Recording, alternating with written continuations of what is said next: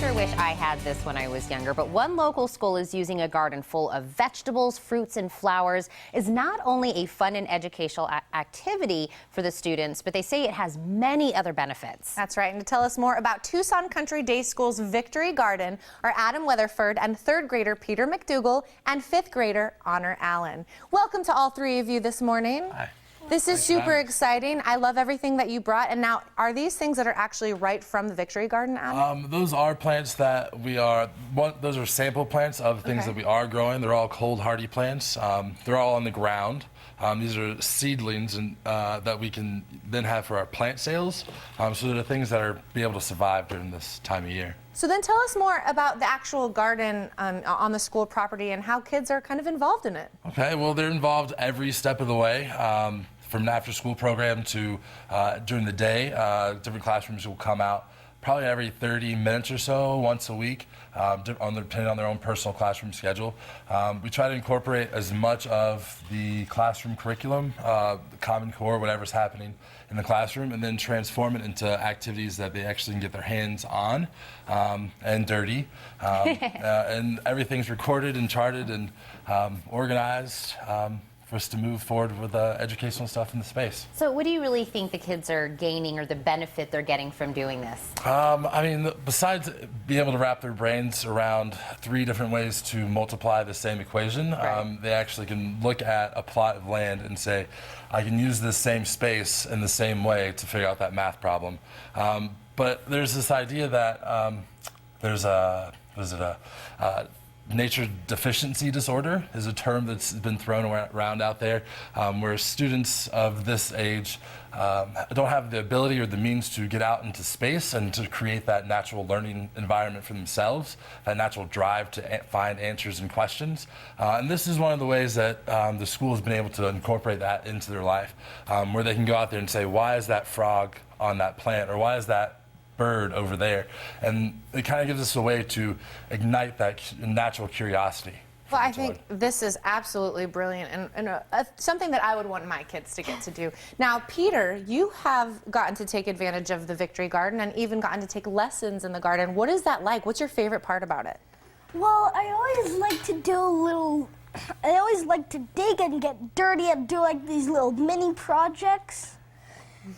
It's really fun, and like right now we're seeing which of these compost better. We have like an orange peel, a plastic cup, and a banana peel. There could be some banana peels in there. How cool. So you're really learning a lot. Yeah. I think that's so cool. Honor, what's your favorite activity so far that you've got to do with all of this?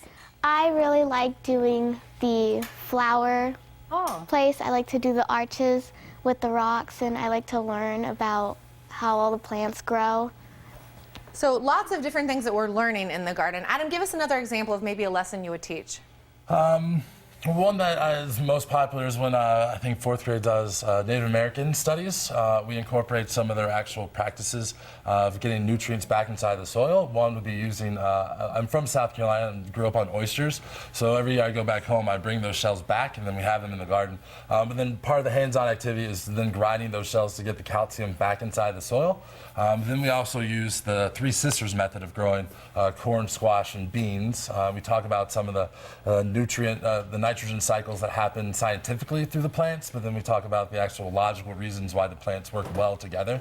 And that's usually a pretty popular one because you actually see corn stalks growing. And we did an experiment to try to grow some in the fall. It did really well for a little while, but then everything froze, which is something that we deal with here, which is just a part of the cycle. You just have to learn how to move and go through the different stages that you see. And I'm hearing a lot of, the kind of the educational portion of this, and, they learn so much and they're having so much fun. But I'm assuming, just like a lot of people, why they garden is it's also probably a very calming thing to do. Yeah, the space itself lends it to a little personal freedom. So we do the journal entries first, and then every class that comes out does a little bit of the hard math or hard science or literacy part.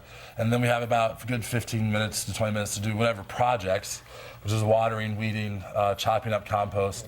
There's a lot of science out there that talks about the occupational therapy aspects of it through for youngsters out there to push and pull and to move and to have purpose in their body, to like really know what they're doing. But the calming aspect is every once in a while, like maybe twice a week, I have different groups that come out and we do a similar experience where they can just be in their own space and time. And I have some students that just need a break every once in a while throughout the day, and that's where we kind of go to water the plants and to check on plants that they put in the ground. So it turns out pretty good. That's brilliant. And I know before we run out of time, we should talk about, this takes money to make a garden like this happen, for all these supplies. How do you fund this garden? One way is that, some of the recycled materials on the table, we use as much recycled materials as possible, but then the garden club that both of these guys are in, we generate plant sales where we start things from seeds and then cultivate them inside of our makeshift greenhouses and then sell them to parents or whoever comes through on the campus. But we've also been graced with a couple grants this year through their efforts throughout the day. The Western Growers Association of Arizona has funded us some money to keep this going. Donors Choose is a really good organization that we've gotten some supplies like this composting observation tank.